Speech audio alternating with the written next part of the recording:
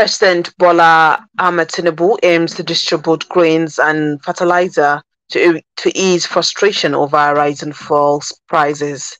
Yobe State government unveiled palliative to cushion subsidy removal. 9 dead and 16 wounded in bomb blasts in Eastern Democratic Republic of Congo.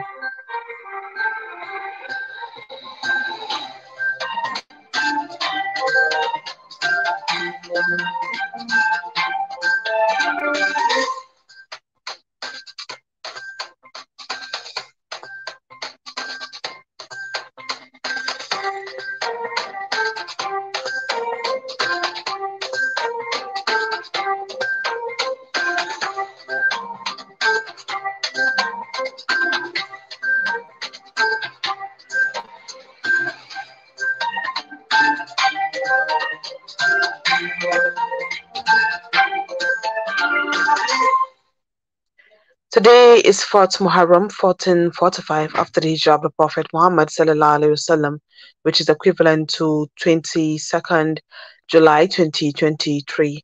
I am Salamatanud Aliman with the news in full. Federal government says it will start the distribution of grains and fertilizer from next week in a bid to cushion the impact of rising fuel prices, which was caused by the president's decision to end the petrol subsidy. Sawaba Radio reported that the cost of food, transport, and other service has affected the standard of living across the country. Frustrations about the rise in the cost of living are building. President Bola Ahmed Tinubu, now in office for nearly 2 months, wants to be seen as addressing the crisis. Along with other measures, his administration plans to give out cash to poor families, but first want to create a new register of those who are eligible to benefit from the program. There are also proposals to deploy electric buses and cars as well as vehicles powered by compressed natural gas to reduce the cost of transportation. National and other labor unions have criticized the removal of the fuel subsidy, which have measures to mitigate rising prices.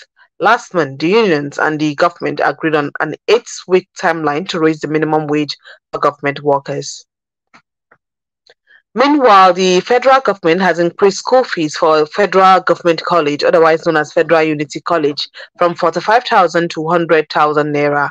This was contained in a directive from the Office of the Director of Senior Secondary Education Department of the Federal Ministry of Education, addressed to all principals of the Federal Unity Colleges. According to the circular entitled Approved Fees Charges for the Federal Unity College First Term for New Students, signed by the Director of Senior Secondary Education, Hajia Binta Abdul Qadir, new students are expected to pass with 100,000 naira instead of the previous 45,000 naira. The latest fee charge increment will affect virtually all aspects and activities of the school, including tuition and boarding fees, uniform, textbook, deposit, exercise books, caution fee, ID card, stationery, club and society, sport, extra lesson, insurance, among other things. The Chief of Army Staff, Major General Taoreed Lagbaja, launched Operation Hakoran Damisa to end the killings and security challenges in Plateau State. The Army Chief also reinstated the commitment of Nigerian Army in combating criminals that have been terrorizing some communities in the Mangu local government area and other areas in the state. Major General Lagbaja was in Mangu to flag off activities of troops under Operation Hakoran Damisa 4 as part of emergency response under the Joint Security Task Force Operation Safe Haven to address the security challenges that affected areas of Mangu, Riom, and Barkinladi local government areas. The Army boss warned troops to respect the rules of engagement in the course of executing their duties. He also appealed to citizens in the affected areas to cooperate with the troops and provide necessary information. The Special Operations Squad comprises of 300 troops with 7 mines resistance armored personnel vehicles, motorcycles, buffaloes, patrol vehicles, and armored personnel vehicles. Meanwhile, in their effort to maintain recent successes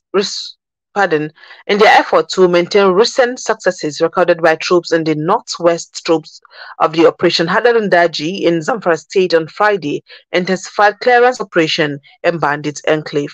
In recently coordinated operation, they cleared bandit camps in Mutua, Guda Tudu, Kawar, Dantayawa, Gidan Kare, Mahuta, and Gyado village of Zamfara and Sokoto state. A top military source who preferred Amity told newsmen that during the operations, the troops who approached the bandit enclave with full strength and agility, fighting the marauding bandits. They fled from their enclaves before the arrival of the troops. However, the troops recovered 4 of the bandits' operational motorcycles and instantly destroyed their newly established enclave.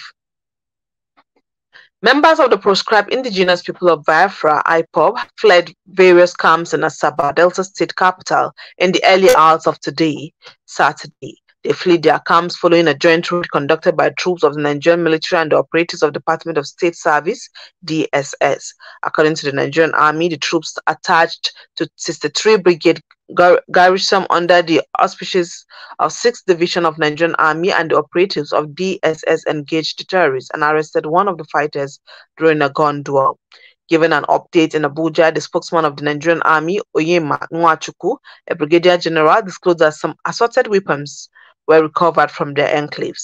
Nwachukwu listed the ammunition recovered as 5 AK-47 rifles, 3 pump-action semi-automatic rifles, 1 G3 rifle, 1 single-barrel gun, live cartridge, electric saw, machetes, an axe, and IPOB flag.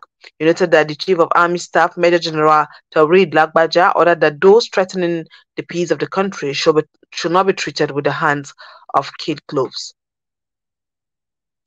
Governor Memala Puni of Yobe State has unveiled palliatives for the state people to cushion the hardship occasioned by the removal of fuel subsidies.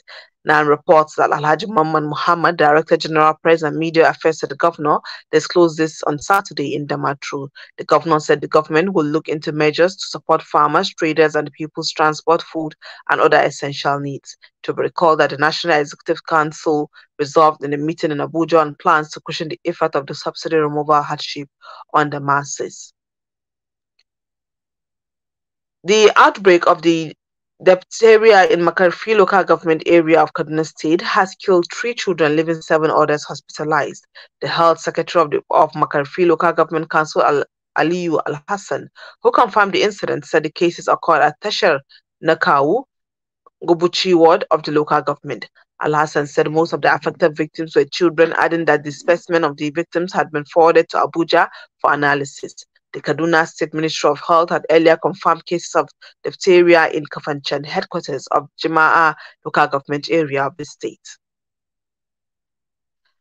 The Bauchi state government has sanctioned 6 traditional rulers over alleged gross misconduct and partisanship.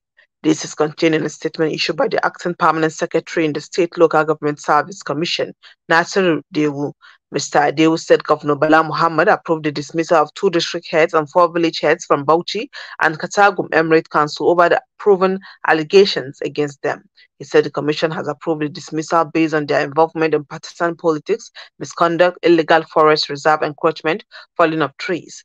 They will have the name of the traditional rulers dismissed from Katagum Emirate as Aminu Malami, district head of Udubo, and Alhaji Bashir Omar, district head of Azari. Others are Malam Omar, the village head of Gadia, and Malam Omar Bani, the village head of Taramasawa. Those dismissed in Bauchi Emirate are Malam Bello Suleiman, village head of Bini, and Yusuf Badara, the village head of Badara.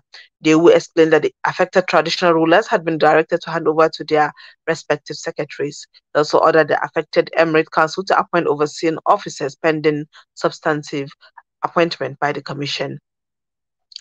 At least 9 people have been killed and 16 injured after an explosive device accidentally detonated in a field in the conflict-torn Democratic Republic of the Congo. The blast occurred on Wednesday evening in Lubwe Sud in North Kivu Province, Shuru Territory. Justin Wangaza, a local civil society figure, said a civilian had picked up a bomb in a field and given it to a military man when it subsequently exploded. 9 people were killed and 16 injured.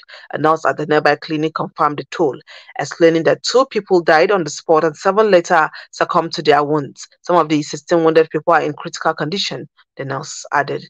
Armed groups have plagued much of Eastern Democratic Republic of Congo for decades, a legacy of regional wars that flared in the 1990s and 2000s. According to a country by the United Nations, there are as many as 220 groups in the region so far. That has been the news. Before I go, a recap of the major stories. From the news warhead, President Bola Tinubu aims to distribute grains and fertilizers to ease frustration over rising fuel prices. Yobe State government unveiled palliative to cushion subsidy removal. 9 dead and 16 wounded in bomb blasts in Eastern Democratic Republic of Congo. That has been the news. On behalf of the news department, our editor Lukman Dairu, our content announcer Zaliha Ahmed, I am Salam Tunut Eliman saying good night.